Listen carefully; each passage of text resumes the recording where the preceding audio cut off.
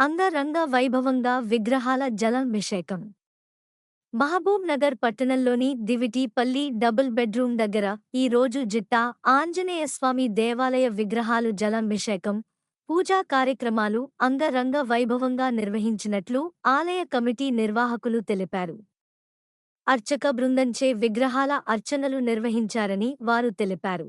ఈ కార్యక్రమానికి double bedroom సభ్యులు, జిల్లా నలుమూలల నుంచి భక్తులు అధిక సంఖ్యలో పాల్గొని జయప్రదం చేసినట్లు చెప్పారు.